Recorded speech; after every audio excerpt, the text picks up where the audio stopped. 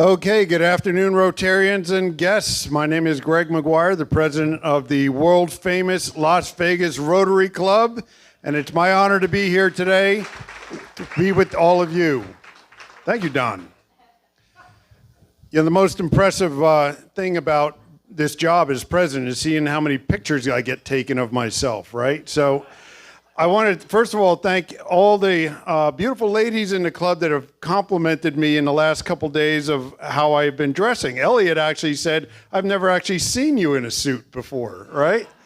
But I do have to tell you that I have to go home and report all of those to my wife, Cynthia, so that she gets the full report. And she told me today to give past President Katie Crockett a special thank you for forcing me to dress up a little bit better than I was before. So thank you, past President Katie. Okay, with that, we have a great day ahead of us today. I'd like to invite Miss Erica Brandberry to come up and give us our invocation.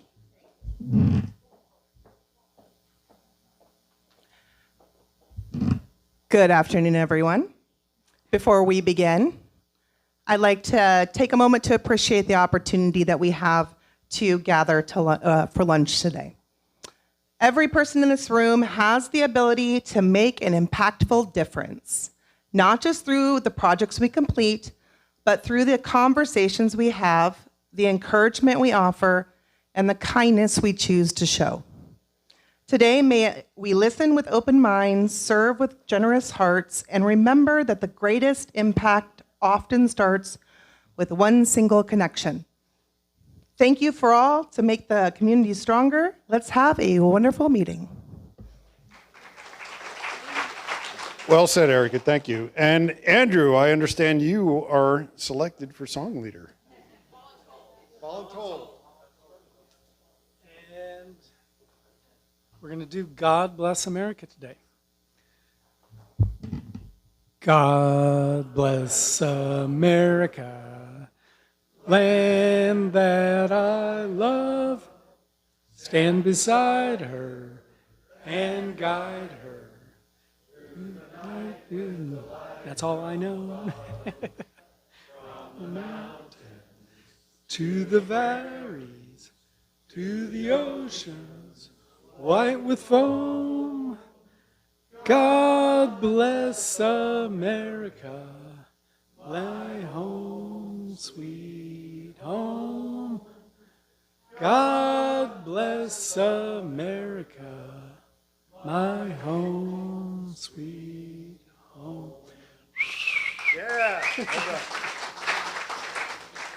I see you on the stage somewhere, Andrew, in your future. Okay, Sean Sennett, are you here? Okay, sir. I believe you are leading us in the pledge and the Sergeant at Arms. Welcome aboard. Okay. Put your right hand over your heart. I pledge allegiance to the flag of the United States of America and to the republic for which it stands, one nation, under God, indivisible, with liberty and justice for all. Welcome aboard, Sean. Thank you, sir. You did actually sign up, but you may have forgotten it, and it was somewhere else. All right, Sure, thanks, I did. Yeah, thanks everybody that helped out today. Bob and Lynn. Lynn was not here, right? So Bob, thanks for helping set up, and I think you had some other help. No help. Okay, Bob did it all by himself. Greeters, we got a lot of greeters today. We're in the middle of cutting over from the Green Book to the app Club Runner. So we kind of are double tapped on that, but I saw Patrick Bellinger and Randy and Katie was out there. Thank you both for helping out with that. Ticket sales, Martha Garcia and Tina Bishop.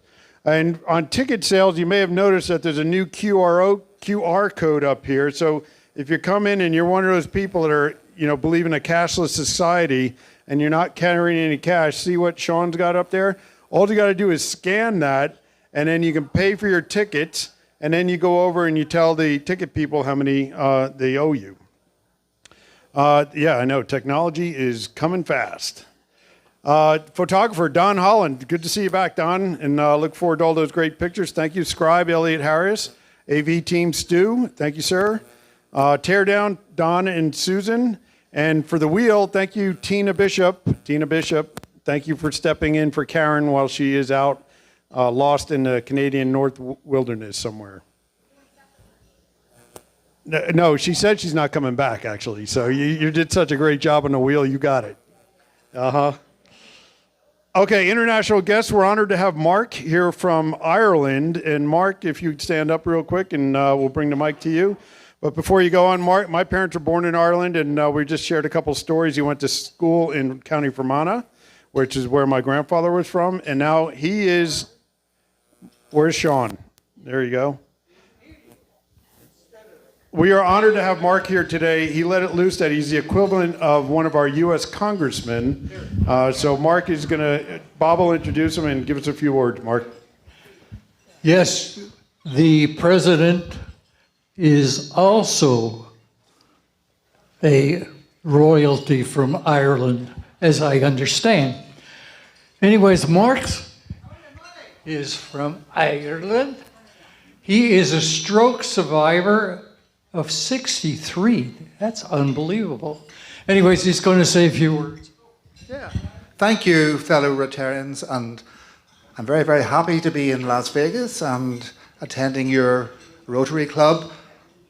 I'm part of District 1160. I'm a member of the Rotary Club of Donaghadee. We have about 25 members, and we're very, very active in our community.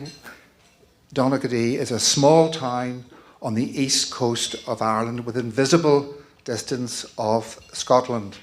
And I've been a Rotarian for over 30 years. I had my own restaurant business, and then latterly I've been in politics. But I've also had a lot of experience around the world, working and living in the Middle East and travelling often to America. So I'm very, very happy to be here. And I do understand you're having a potential trip to Ireland. And I will be here for a couple of weeks, so I'm sure I'll talk to the president and whoever's organising that and try and help you all. Thank you very much. Very good. Thank you, Mark. Thank you, Mark. That was very, very nice. I'm going to go get you a flag to take home.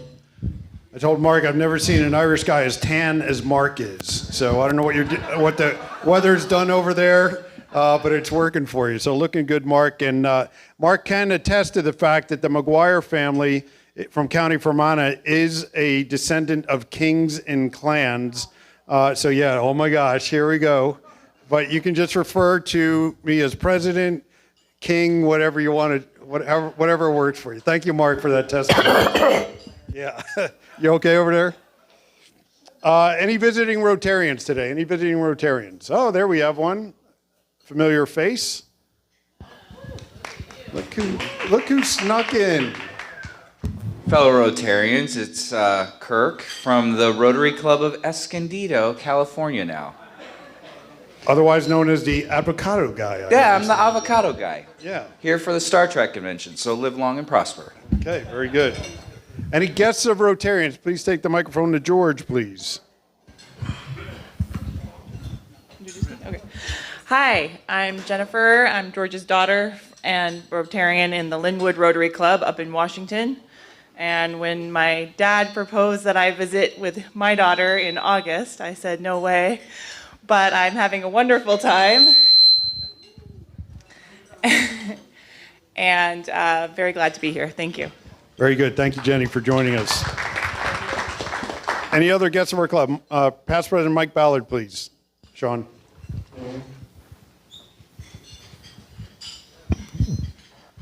Good afternoon, Rotarians. I have as my guest Bob Olson.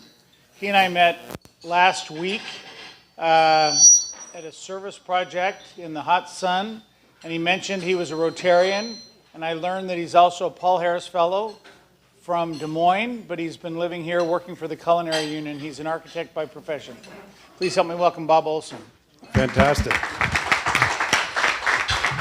And Bob, the Culinary Union's got a lot of nice new buildings. Did you have a hand in some of those?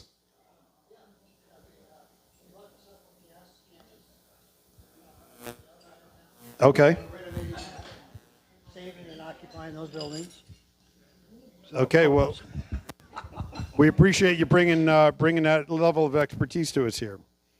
Okay, any guests of our club? Larry or Andrew?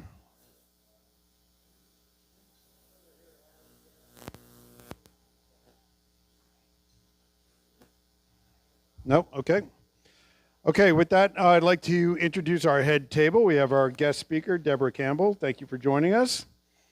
Past President Randy Campanelli, that's going to introduce our guest speaker and tell us a story. We have Randall, who got just too close to the table and he got sucked into the vortex, so that's why he's there. Past President Janice Lenke and past Rotary Foundation President Rosalie Hedrick and Rotarian of the Year. Hold on, Don, I got to get in.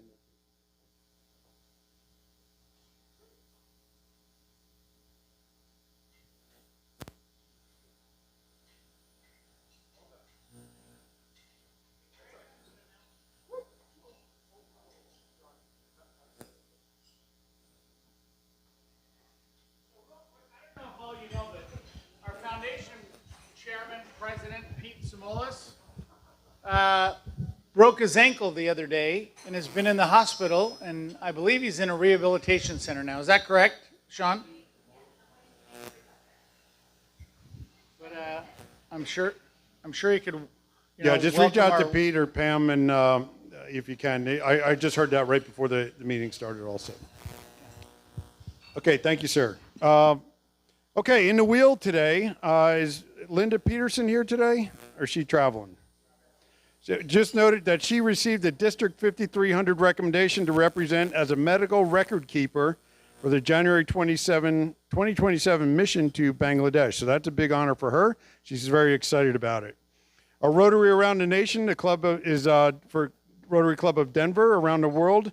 Rotary Club Aldo Bonzi, Argentina. So you can read about those and all the work that they're doing. We do that to educate our fellow members on what the different clubs are doing around the nation and around the world. The President's Spotlight message today is about Rotary Fellowship. So I mentioned this previously, but there's over 100 fellowships. We'll do a presentation on this someday in the future. But there's all sorts of ways to get involved with Rotarians around the world through those fellowships, and you can see that through the Rotary International website. Member Spotlight today, where's Nikki Junium? There she is. You made the wheel, so congratulations. Say hello to Nikki, everybody. Hi, Nikki. Hi, everybody. Our 25 club had their second meeting today, well attended. I think, Solea, that most people actually showed up on time. And the best part is I got kicked out. So it was a total success. And past President Janice Lenke and Rosalie, past Foundation President, thank you for taking the time today to speak to the 25 Club. You'll notice that we're missing somebody over here. Somebody's packed up already. Sean has left the building. Her son got an early flight, so she's going to go pick him up. So I'm basically running without any supervision up here. So I know past President Katie's just got her eye up, we're like this, right? But Karen's not here and Sean's not here. But if you have any questions for Sean, reach out to her on email after the meeting.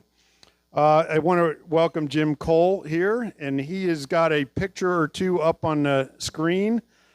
Sean, can you take the microphone to past President Jim Cole, and you can kind of talk about where you just came back from.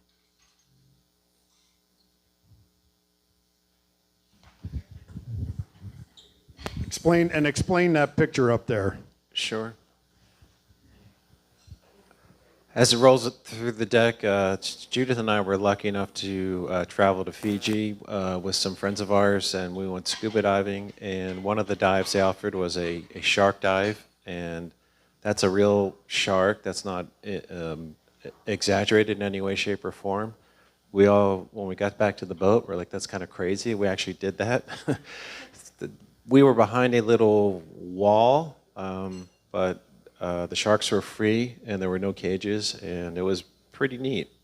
And the diving in general in Fiji, if you haven't been, is out of this world. Really, really good. I recommend it highly to anybody who likes to scuba dive, and I'm happy to be back. And I have 10 and 10 still, so I'm happy about that. Well, glad to have you back, and I'm glad you both had a great time over there. Wanted to share that picture. Really, really cool. Don't forget, if you travel, send your pictures, and we'll put you up in the spotlight. Karen in Wisdom Hunt, past president Karen, she is up in Canada. And if I get one more fish picture from Karen, I'm just going to have to block her for a week, I think. But she's having a ball up there. We have some shirts up here that if anybody wants a free Las Vegas Rotary shirt, just help yourself from the box. They were donated. We have a birthday table today. So, Sean, if you could go take the microphone to the table, introduce yourself, how long you've been in the club. Those kind of tell us an interesting fact. Hello, I'm Melanie Muldowney. I have been in the club for 16 years. It's pretty easy for me to remember because I started in Rotary 2 months after my daughter Tegan was born, and she just turned 16. So it's great to be here. Love being a part of this club, and hope to go 16 more years. All right, welcome. Happy birthday. Happy birthday. I'm Susan Ziobro, and I've been in the club since, I think, the early part of January, maybe 2021. But I've been connected to the club since the year 2000, and I love Rotary. It's been a great time. I have a spouse and 3 kids, and we're a military family, and Rotary has given us the camaraderie that we left behind when we left the military, and it's been very well appreciated. Thank you all. Very good. Thank you, Susan. Thank you. I'm Jim Cole again, and joined the club in 1996. So I've been here for a minute, and I have enjoyed it. It's been a great time being with everybody, and I really appreciate all of the opportunity to serve. And I look forward to Santa Claus again this year, working with Carrie, who's just been fantastic to work with. So thank you. And we just cut a check, I think, to J.C. Penney's for about $9,000 for summer clothes. Okay, awesome. Wait, bring it back. Yes, thank you for reminding me. We have just initiated or kicked off our summer Santa Claus with JCPenney. Bought them $9,000 of clothing, and we got a thank you note from them. They are ecstatic because most of the donations they get for Project 150 are used, and so the brand new clothing is a huge hit with the kids when they go to shop for clothes for Santa Claus. So thanks. Fantastic. Thank you, Jim. And hey, Greg, one thing. Not my physical birthday, but tomorrow I will celebrate 6 years of sobriety. Fantastic. All right. Congratulations, Sean. So now I think we need to have a song, right? So who wants to lead us in a birthday song? Randall? Sean, you got it. Lead us in a birthday song. Let's do this. Happy birthday to you. Happy birthday to you. Happy birthday, dear Rotarians. Happy birthday to you. Yeah. And many more. All right, John, don't sit down. We got some announcements now. Arrival of foreign. Take the microphone to President-elect Michael Kudiman, please. Foreign exchange students, Mike. So our second foreign exchange student from Germany, Eustace, is coming this Saturday. Anybody interested, please join me and the others. It will be at Terminal 3 International. The flight is arriving 4:20 p.m. So, like the last welcoming party, we have to wait an hour because of the customs and immigration. So, try to be there by 5. So we're waiting like 5 to 6 there.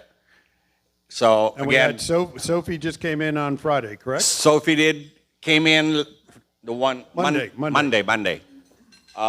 She's the one from the Netherlands. Lovely.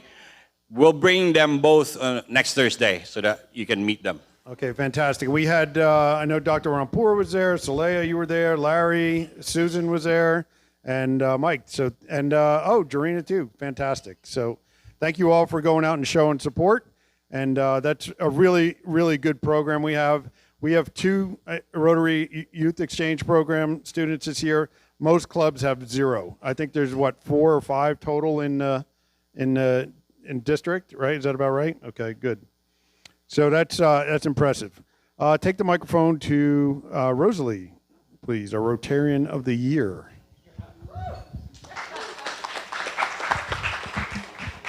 Thank you for that acknowledgement. So I want to tell everyone we have our corporate tour next week on the 11th. We will be going to Metro's Fusion Center. It's going to be really cool. I'm hoping that Dory Corin can join us. He's going to try really hard. If y'all saw him speak here, he's from Homeland Security. We're going to be able to see all the screens, what they monitor on the Strip, how they protect us, why our city is safe. Probably hear some things we might not want to hear about things that go on, but I hope you all can make it. And the advertisement is right here. It's 2 to 4. We're going to be in groups of 15. Many people have signed up, but I don't think it's full yet, so don't miss the opportunity. The $25 that we collect for this tour goes directly to our endowment fund for the foundation.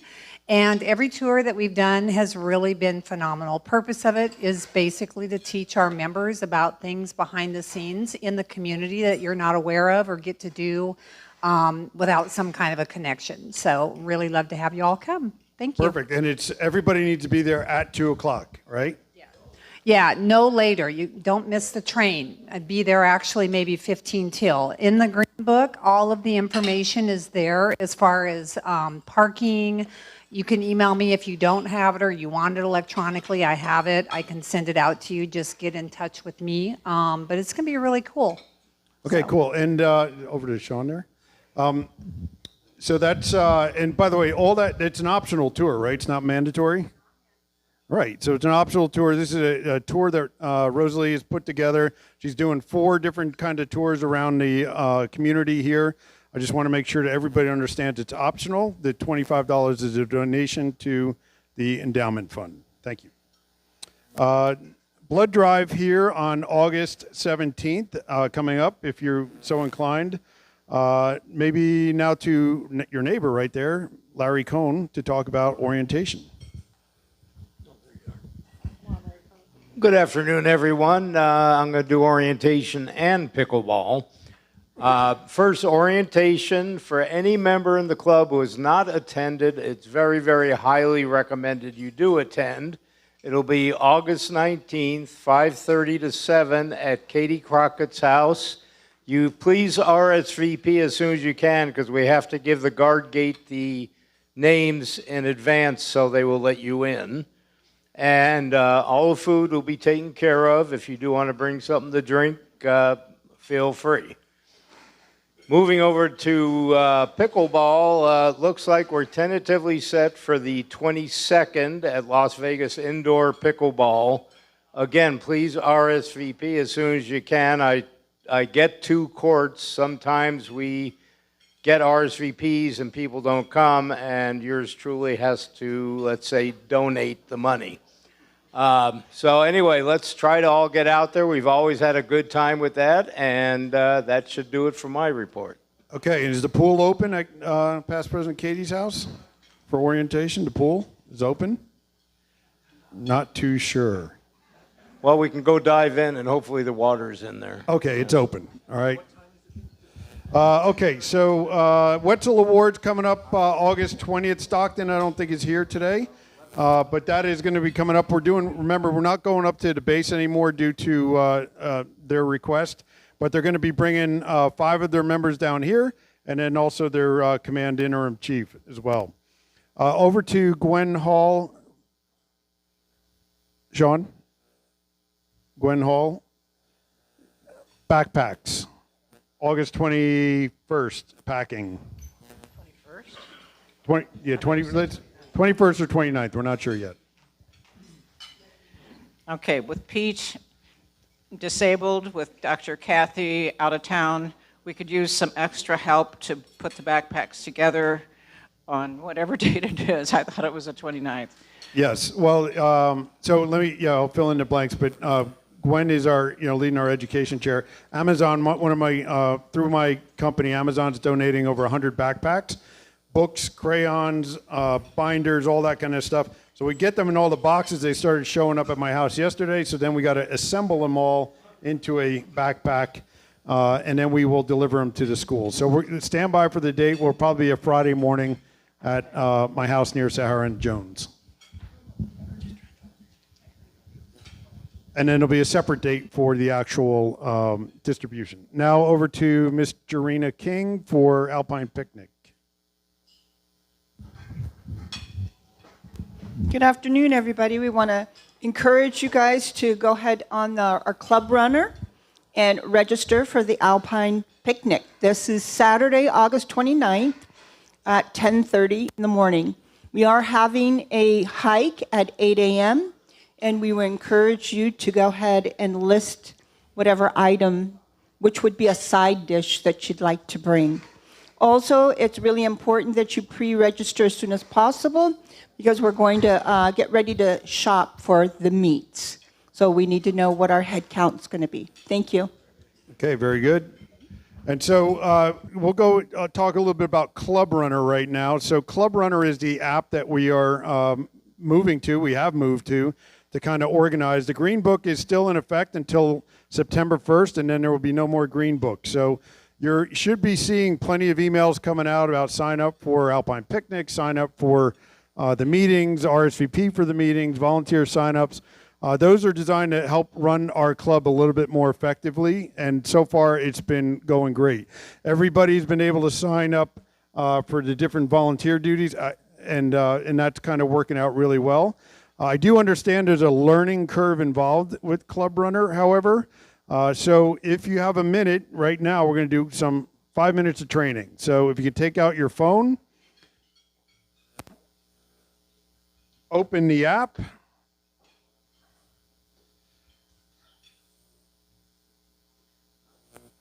and you'll see it looks like this when you open and you're logged in.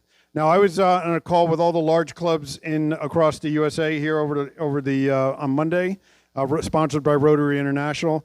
Virtually every club over 150 members is using this as a platform because it's just too much to try and control and figure out how to use club to get communications out and to communicate back and forth. So if you take your app out, you can see that there's 3 bars up here on the top left, and you should have a bunch of tiles right like this. It looks like this, and from these tiles, you can do a whole lot of things. You can look at my club info. From there, you can find everybody in the club, their contact information. If you don't want your contact information in there, you can block it. You can put a privacy tag on it. You can also see all of our events. You can sign up for events here, so you don't even have to look at the email if you don't really want to. You can just sign up right here. On Monday at 2 o'clock, we're going to send out an invite where I'm going to just do a webinar for everybody if they want to do that. But if you, yes? So okay, great question. So you go to the hamburger bar in the top left, right? And then you see all of these stars there. If you push that star and make it yellow, that's going to show up as a tile on your home page. Okay? And the tile is one of these blue white boxes right here. Now, we don't have enough time to go through the entire app, so we're going to try and do one thing at a time.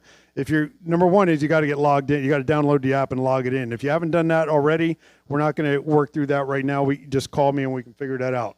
But if you're here, hit those 3 that hamburger bar in the top left, click the events, the tiles that you want to see, and now we're going to go to My Club Info. Go to My Club Info. And then you're going to see it's up here on the menu, it says Details, Members. So hit Members. You can see all the members in the club right there. You can see Executives. If you're trying to figure out who is on the board, there's all the board members right there. If you're trying to figure out who is in charge of, say, the Super Bowl board, you can just scroll right down there and you see Stockton's name on it. If you're trying to figure out who's in charge of district grant writing, same thing. Everybody's listed right there. And finally, you go to that last tab, and it has all the events on it. And from there, you should see an event for next week. Well, you can just look at today, weekly August 6th meeting. You can click on that. You can add it to your calendar. You can sign up to be a meeting volunteer. You can do everything right from your app. Makes it super simple. And this is kind of where we're going to be going here in the future. So I'll be available afterwards. We have a couple ambassadors around here. Susan has been trained. I spent an hour and a half yesterday with Jarena and Mike, and so, you know, just different people that can help us around here. Erica is honestly our number one ambassador because she's actually using it for every single thing. So if you need help trying to figure out, and Erica, what did you tell me before the meeting about it? It's amazing. It's a lifesaver. So, you know, with somebody that's busy and organized, you're running their own companies or busy with work, this is how people stay organized, and it's really helping us run the club. Okay. With that, I just want to also point out that Mike Kudiman has got his team together for our grants for this year, and I think, Mike, we have over 32,000 plus the 12,500 for spread the word, so over $45,000 we're going to be giving away this coming year. So if you can apply, if you know a nonprofit, they can apply for a grant through our Rotary, LasVegasRotary.com website. So I encourage you to send them to that direction.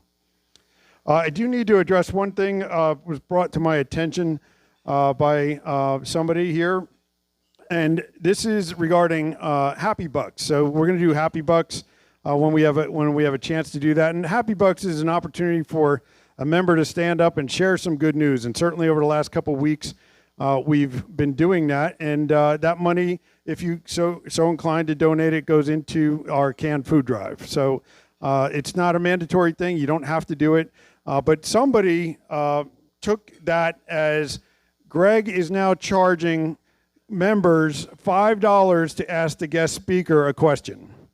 So I don't know how we went from Happy Bucks to that, but I just want to make sure that everybody in here is aware, and you hear from my mouth, that we have made absolutely $0 from charging the guest speaker for a question. We have no intention of charging the guest speaker for a question, and we have no line item in the budget for it. So hopefully that resolves that. And if you have questions on how those kind of things work, just reach out to me because this is how rumors start, and it's not helpful. We're trying to move forward in a positive direction.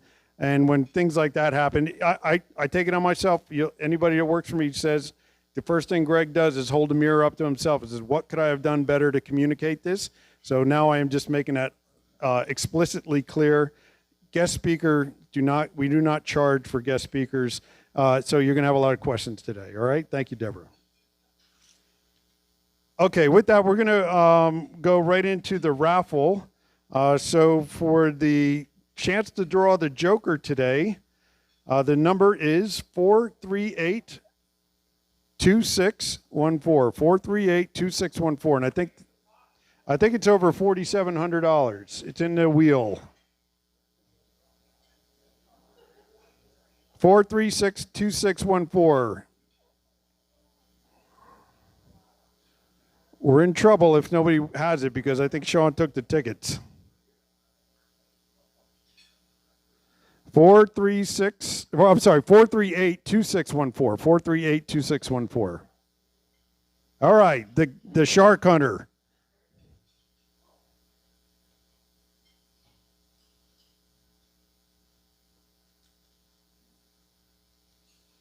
All right, somebody's got to pay for that vacation, Jim. Let's see if you can do it, all right?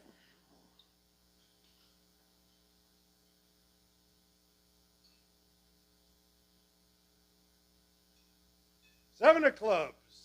Roll it over. Thank you, sir. And here's your $10. And Jim just donated the $10 to the foundation. Thank you, sir.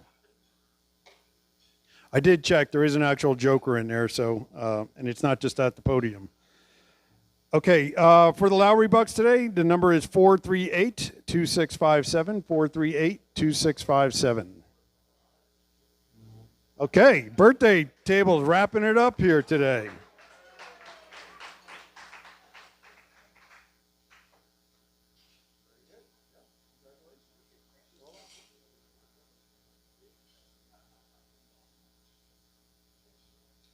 Thank you.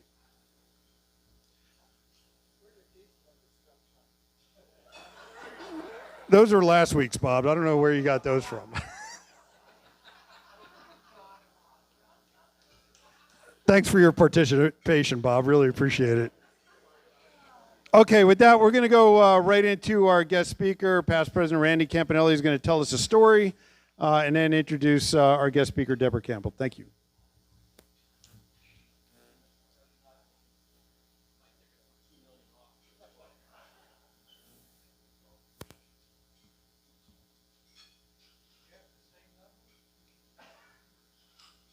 Started at 6.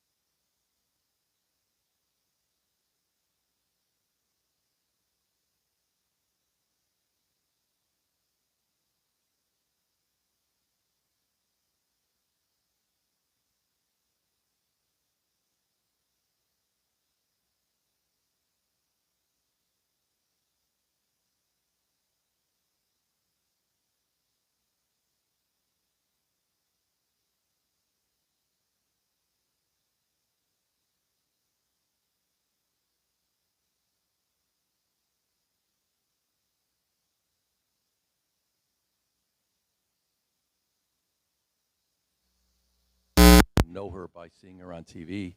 We discussed, and maybe we ran into each other at various, nonprofits. But she did a great job here, and then she went into the nonprofit business, and then she got a call X years ago from the Federal Reserve saying, "Come work for us." So she's not here to talk politics or what's current events. You're here to talk about the Federal Reserve. So it's really I'm proud to say that she's from Vegas and in the Federal Reserve. So Deborah Campbell.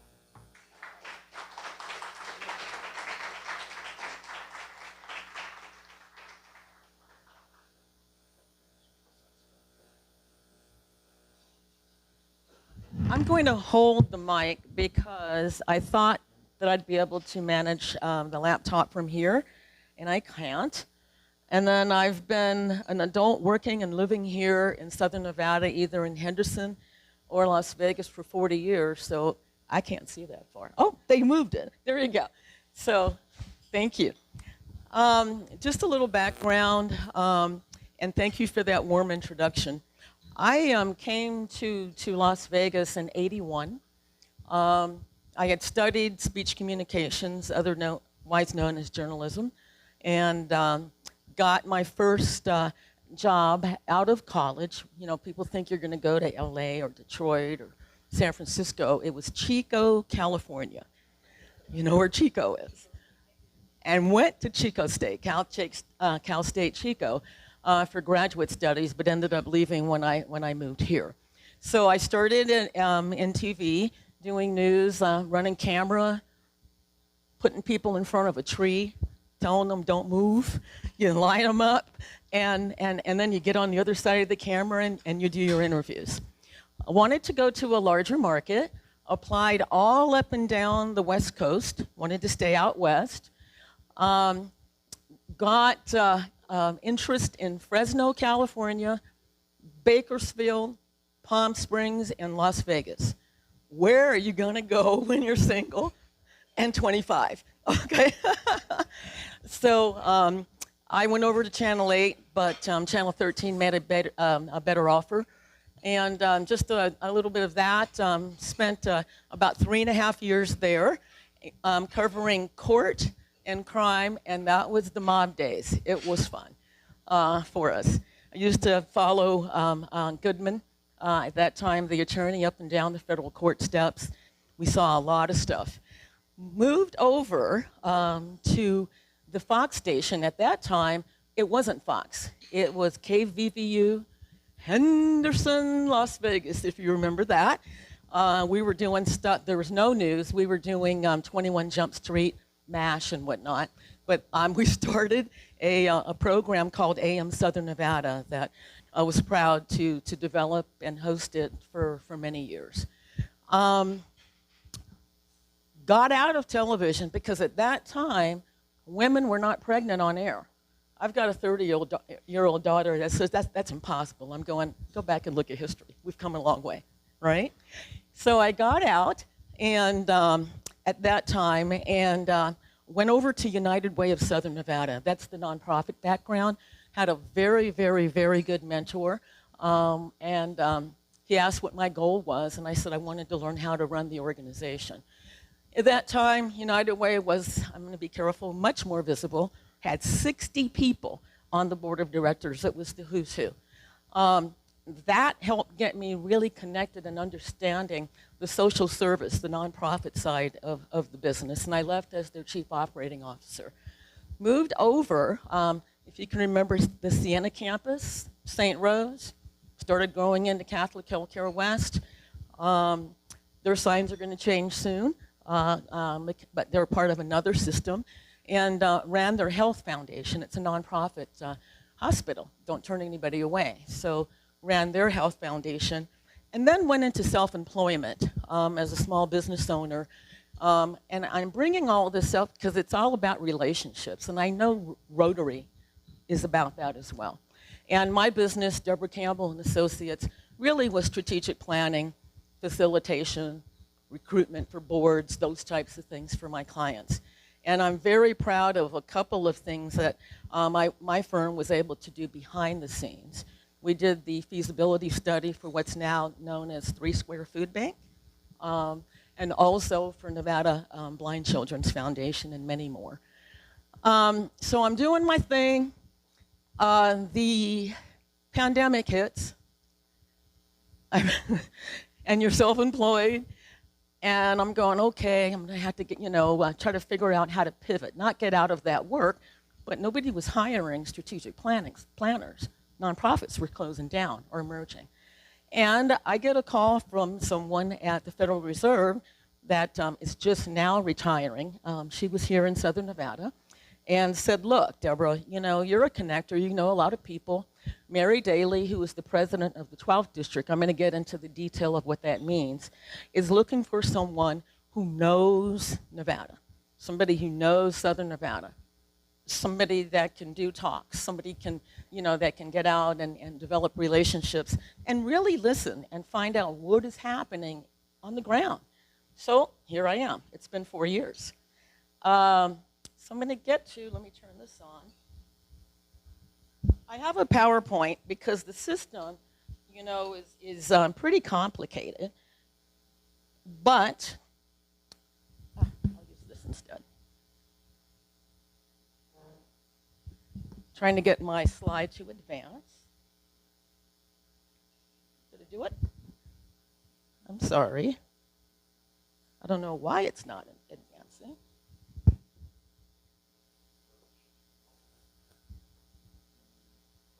That usually will do it. Oh, there you go. Yeah. And also, this is I should be able to advance it this way as well. Okay. So, pictures up there, but really it's a disclaimer. Bottom line is that the PowerPoint, yes, a lot of it is prepared because I have to make sure that I'm accurate.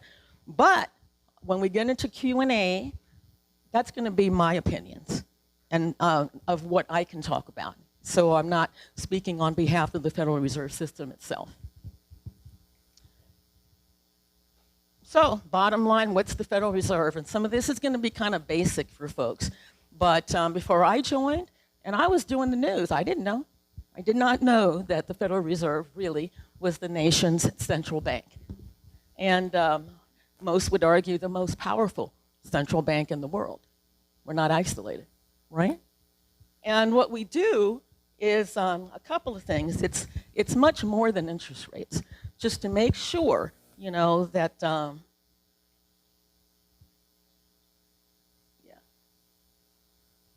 well, that's okay.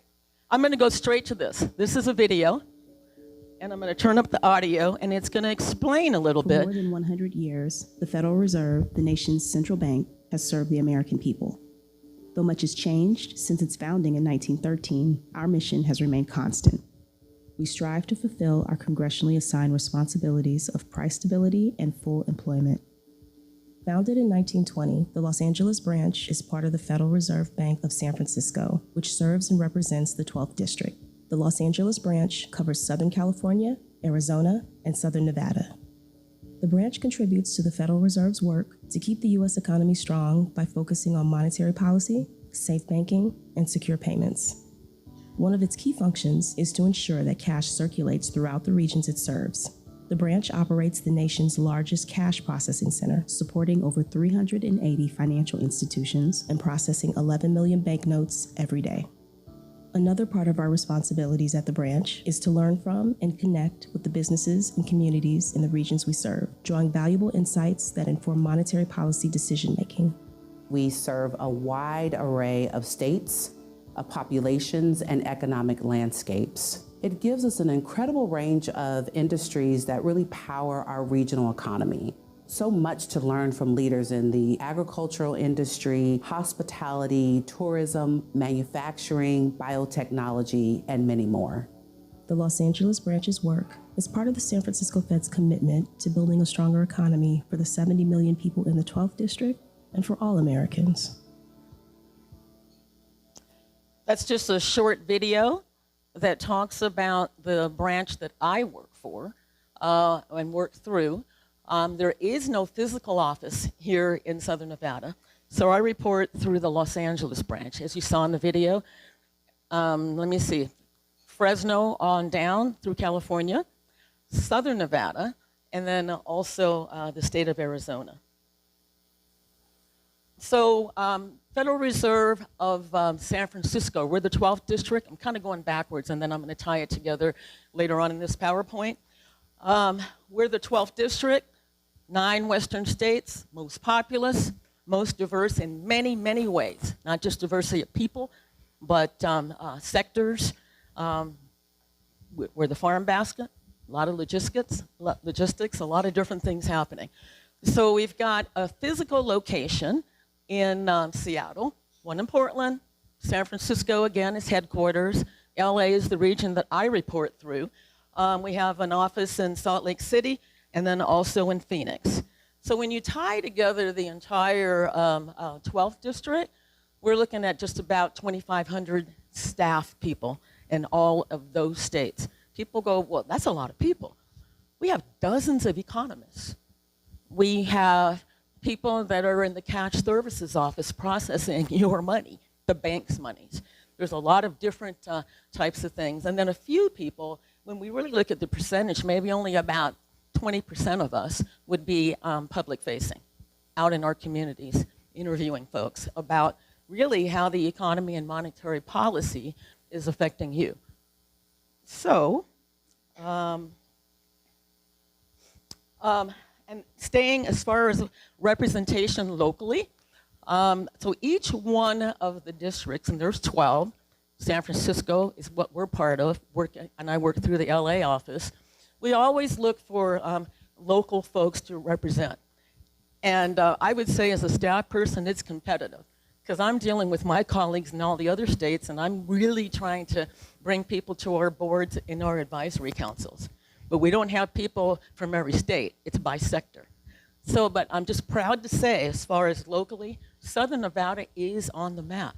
We have people that are actually providing information that floats all the way to DC when we have our Federal Open Market Committee meetings. One of them, Michael Chrome, he's a senior VP and CFO for the Raiders and Allegiant Stadium.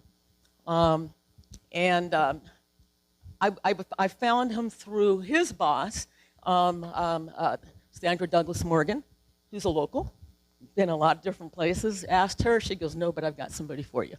And then just because I say so doesn't mean, but at least they're in the mix, and then we go through a lot of background checks and whatnot. So Michael serves on our board, and also we have some advisory councils, and they provide advice to the board of directors.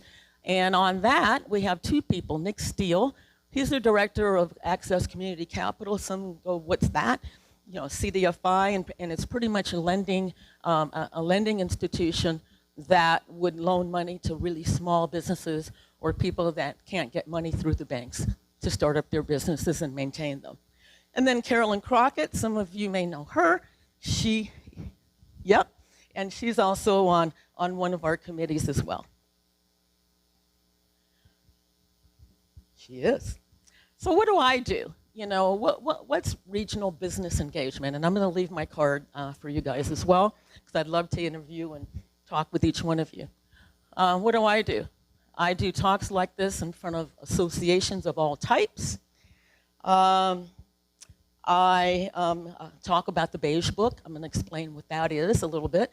And I've actually recruited a couple of people and the book's not beige, it's an online thing, but I asked that question. I'm going, what's the, you know, because I'm only 4 years into the Federal Reserve. Is it a book?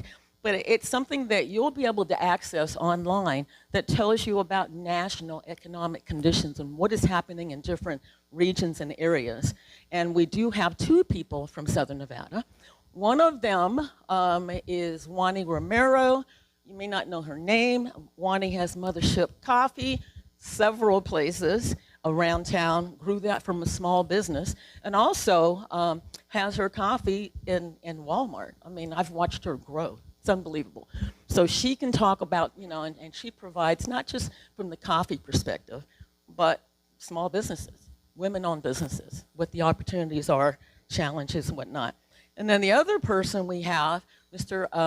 Doug Eisner, the Kalita Group, may not know him, but Elysian Apartments and development and all that.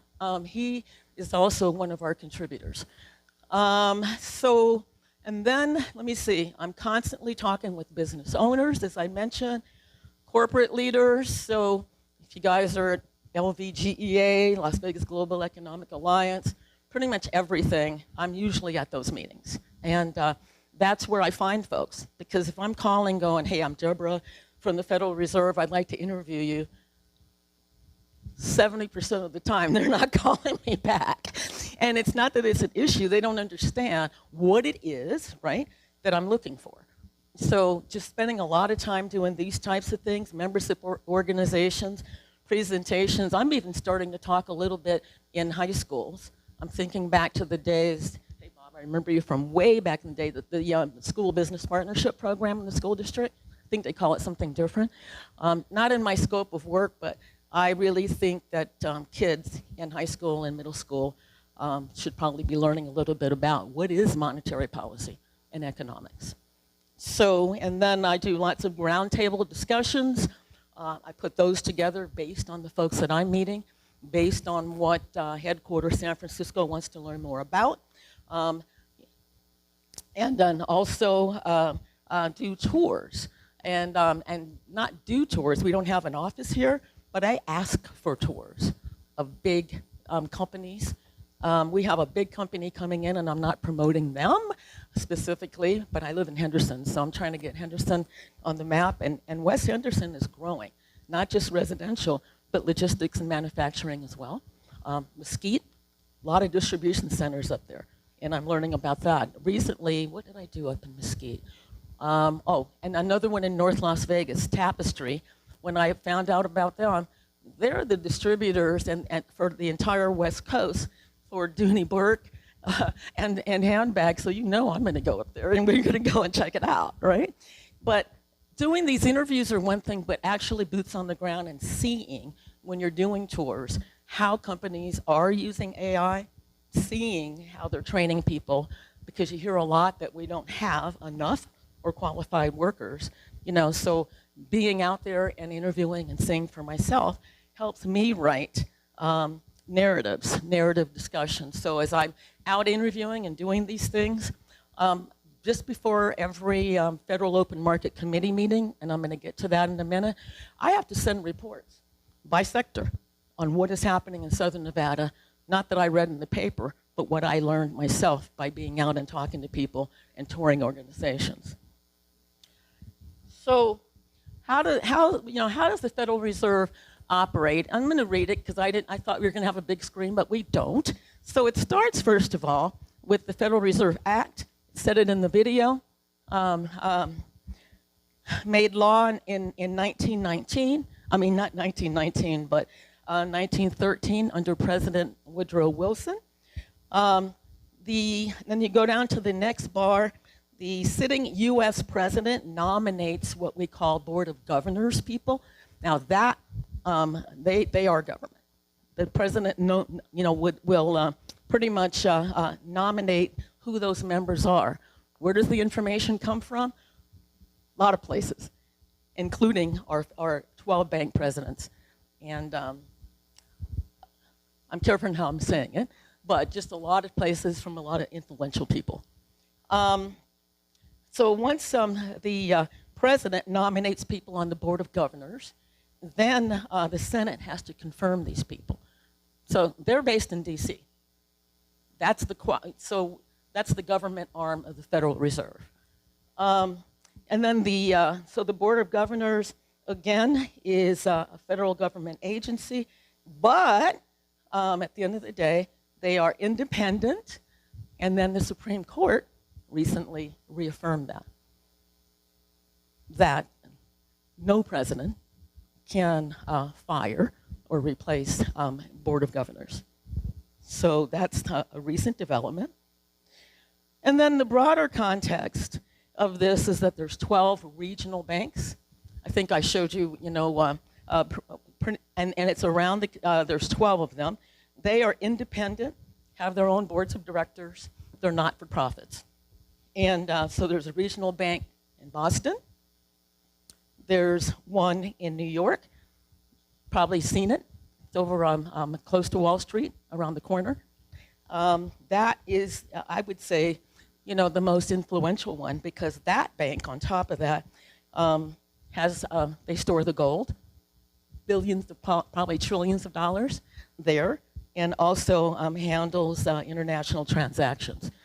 There's another Federal Reserve physical bank in Philadelphia, Cleveland, Richmond, Virginia, Atlanta, Chicago, St. Louis, Minneapolis, Kansas City, Dallas, and San Francisco.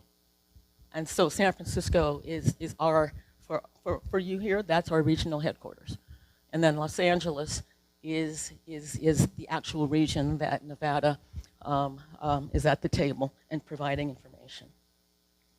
So this next slide, like, what is the Federal Open Market Committee? We say, there's a lot of acronyms, but FOMC. When you see, and I was going to say Powell because I'm so used to it, the chair, but now it's Kevin Warsh. He's had his second meeting. And they meet probably about 8 times a year, sometimes more often, in DC. All the presidents of the reserve banks that I just listed are there, with some economists, people that get invited. I haven't made it to that table yet. I hope I can.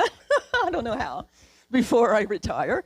And what they do basically is have discussions looking at a lot of data and a lot of qualitative information, the stories that people like myself gather.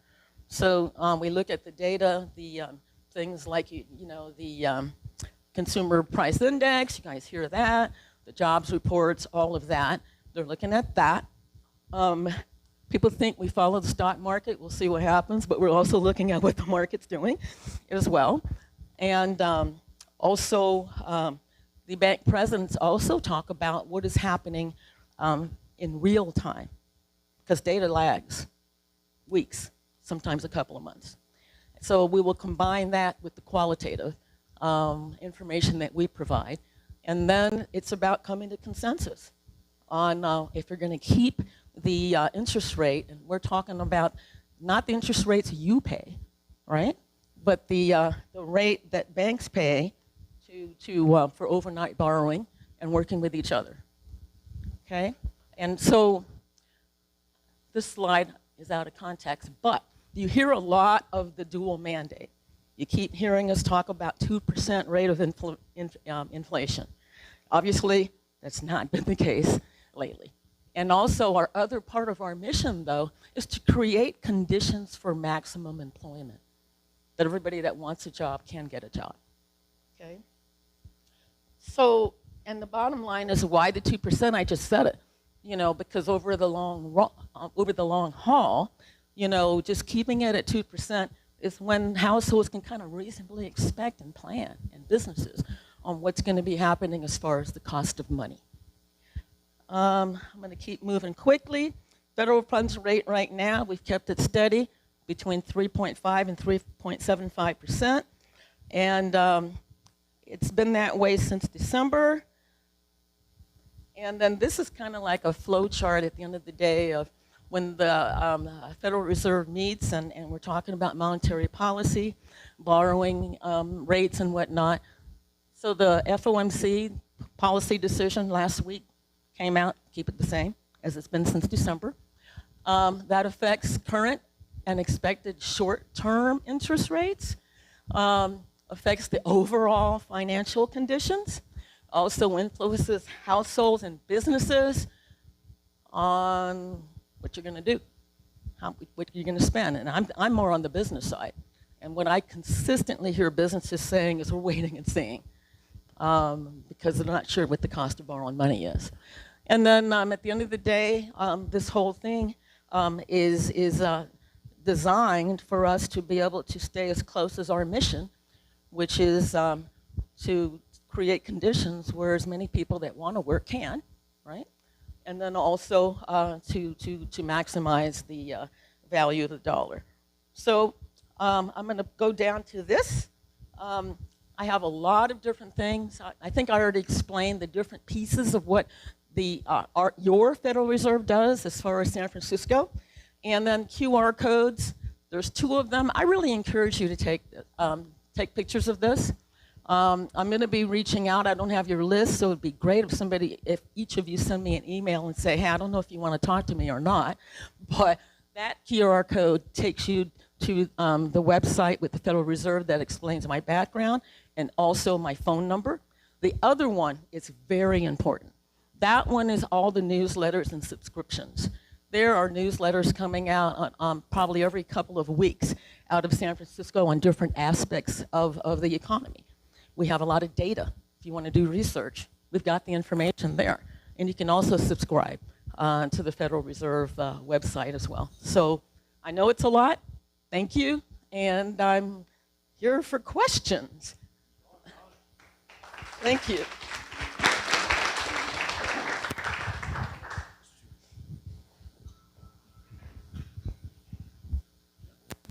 Well, thank you for this. Everything I learned about the Federal Reserve was in a joke that I heard, which it said, what's the difference between an economist and a weatherman? The weatherman knows, at least the weatherman knows the next day whether they were right or wrong, you know. But I do have a question. It seems that not a lot of adults, let alone the children, the education things that we're involved in, really understand the role of the Fed. So do you guys have any sort of outreach to the school district or the schools where you go in and you try and explain what the Fed is and how it works? Depends on what district you're in and what state you're in. And currently I don't have, because I'm the Southern Nevada person, an outreach program, but the superintendent, Ms. Ebert, I have a meeting coming up with her, and I'm going to be asking, you know, if I can do presentations or if they can integrate this into what students are learning, and I think from elementary school all the way up. High school, I was that mom, it's too late to learn about civics. Thank you very much for the presentation, Deborah. Thank you. I spent 38 professional years in this space, in international economics, and we had a little joke, which was there were 3 things that were absolutely certain. One was death, the second was taxes, and the third was the Federal Reserve. Certain. Because in that space, in that professional space, the Federal Reserve was always the paragon. It's the ultimate, it's what you aim for. It's how you center your economic policy. A question, this is going to be a little inconvenient, perhaps a little unfair, but one of the things that has always characterized American economic policy is the skill that the professionals bring to it based on unimpeachable data. Yes. The entire world looks to the American economy and to the various departments of the American government for the absolute truth in economic data. How is the Federal Reserve handling the incipient doubts that are creeping in about the quality of the economic data being produced? And very, very good question. Because, and this is Deborah speaking now, and then I can speak on behalf of the Federal Reserve. People are questioning everything. What's real, what's not. I came out of news. That wasn't even a word when I did news in the 80s and 90s. So, you know, is the data real or is it not? I can tell you that the data coming out of local communities is real. That's just a little piece of it. The data that we're feeding up to San Francisco is real, because we're looking at the 9 Western states and people like myself, and we have economists that are doing studies and taking a look at it, and they're doing their own data and then comparing it, if that makes sense, to the Bureau of Labor Statistics and comparing it to other things. So, but the question is, how can people, and I'm going to paraphrase, trust? It's a tough time now. That's why we have people out in the field. We even have Mary Daly, who is our president of the 12th District, out every day, aside from international trips. We have our economists out now in the 9 Western states. And we're hoping that when you see real people that live in their communities and then they talk about what their work is, that we can gain or regain trust of the American people. Well, fantastic. Thank you so much, Deborah. I didn't know we had so many comedians that ask questions by leading off with a joke. If come on, hold on before you sit down. got a certificate for you that a donation will be made in your name through the Ronald McDonald House. Smile. I expect Fed Chair President Kevin Warsh will see that picture here shortly and say, wow, what's going on in Vegas? And we also have a book for you. Yeah, there you go. So that's great. Congratulations. Thank you. Yes. And I was hoping that you're going to come in and tell us that the Fed's doing so well that we just all quit our jobs, but apparently we got to go back to work. That's why I'm still working. All right. Thanks so much. All right, with that, we have orientation coming up this week at past President Katie Crockett's house. 19th, yep, 19th, and not 2 weeks, 2 weeks. Sorry, I'm going to Mexico next week. I'm probably getting ahead of myself here. So, so with that, we have something to say. It's on your table. You want to be here. I feel that need. Meeting adjourned. Thanks. Be safe.